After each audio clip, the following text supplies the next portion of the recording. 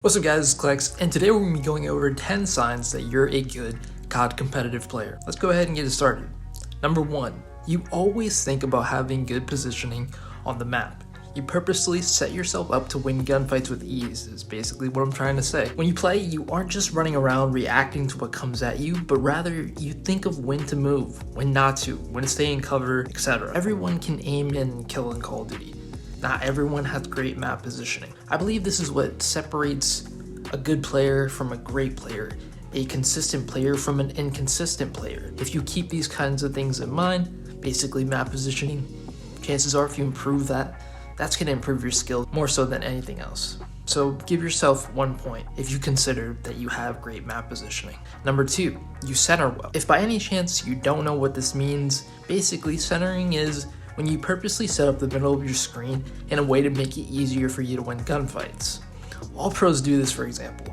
Even when coming around a corner, you set the middle of your screen up in anticipation for where an enemy most likely would be. In a new Call of Duty game, this will obviously come as you become more accustomed to the maps. But my point is, to consider yourself a good player at the competitive level, you need to always be focusing on having good centering purposely. Remember, keep those points in check. As we move on to number 3, you are good at playing numbers. This happens in many different aspects in Call of Duty, and it's very important to become a consistently good player, especially at the top competitive level. This goes for every game mode, but especially S&D. Basically, you can give yourself this point if you always try to set yourself up well in a position to give yourself and your team the best chance to win your gunfights. For example, let's say you're playing S&D and you're in a 3v2 or whatever the numbers may be. You always try to work with your team so that at least if one of you goes down, the other is in position to trade the kill. Now moving on to number 4, you try to purposely learn things like cutoffs, spawns, rotations, setups for every map in every game mode. You use every bit of knowledge you have on these aspects of the game to help you and your team win every map. Basically, you understand what you need to focus on to help your team win.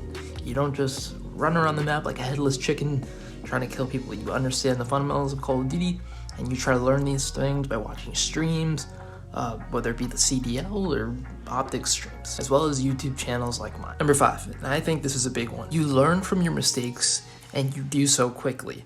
This is something I believe a lot of the top players have. When you run into an error that you are making, you tend to catch on to it pretty fast, whereas other people would just, be like, I died there. What the hell, bullcrap.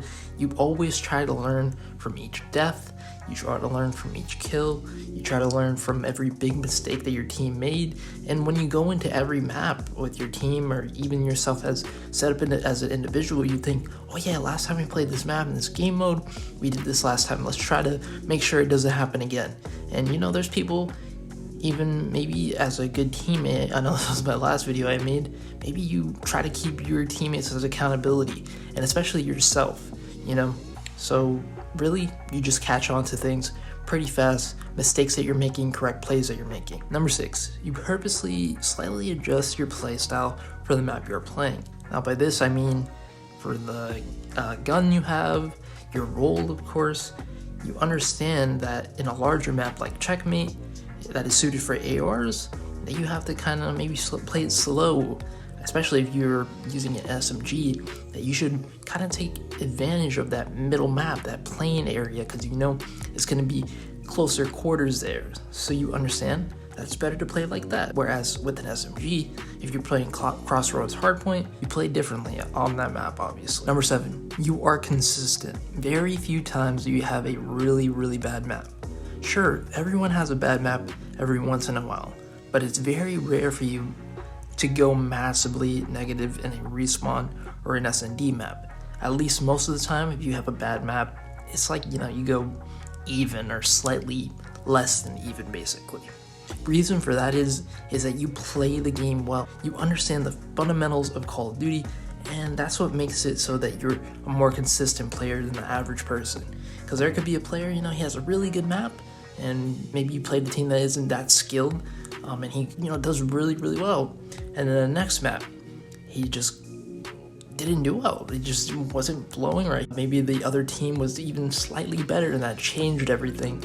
because he doesn't play consistently well. And to be honest, if you had most of the points previous to this being number 7, I would say that you probably are this way because you understand what needs to be done to be a consistent player.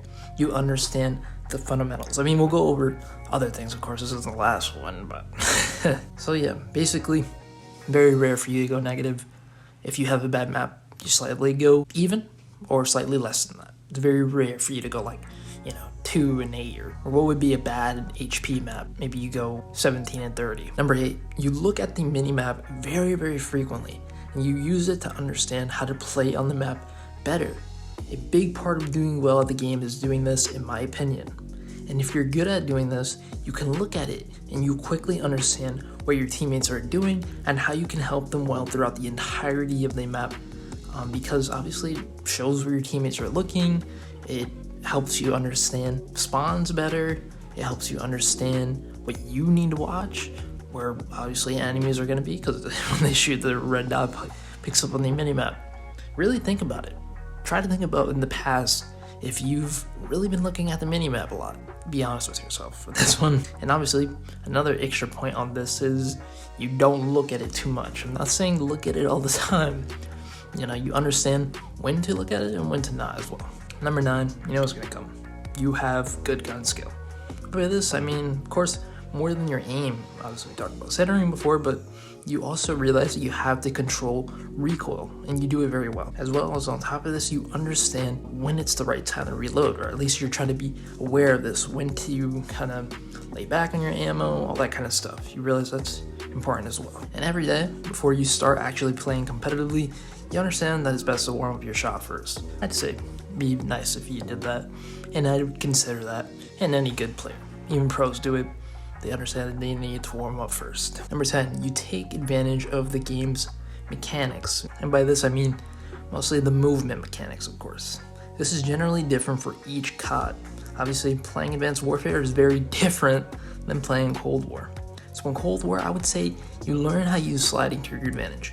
You understand when it's best to jump or not to jump in a gunfight. You even try to learn little things like shot punching. Basically, you're the kind of player that wants to gain every slight advantage possible to become the best player you can. Bonus point, you're the type of person that never gives up in the game. Even when it seems like everything is stacked up against you and your team, you still believe you can win when the average player wouldn't even want to try. Alright, those are all the signs that I have that you're a good competitive player. If you got none, if you got all 10, whatever, post it in the comment section below. I'd love to see how many points you guys got. And remember, be honest, there's no shame. And by the way, if you made it to the end of this video, we got a Discord link in the description below. You can meet people that want to be a better COD competitive player like you. Hopefully, you can go ahead and play League Play together. That's what we've been doing. I've been playing League Play with a couple people from the Discord these past couple of days. It's been really fun. And yeah, everybody's nice there. Don't be afraid to join and, ask people, hey, anybody down to play League Play, scrims, 8s, whatever. That's a place where you can meet people with the same mindset you have. Alright guys, that's pretty much it. If you enjoyed the video, please remember to leave a like. That really helps out the channel and it moves videos out like this to more people, and that will ultimately help the Call of Duty competitive community. And also, if you want more content like this, subscribe, and I'm sure that my videos will definitely help you become a better COD competitive player. Thanks for watching, guys. It's been Klex, and I'm out. Peace.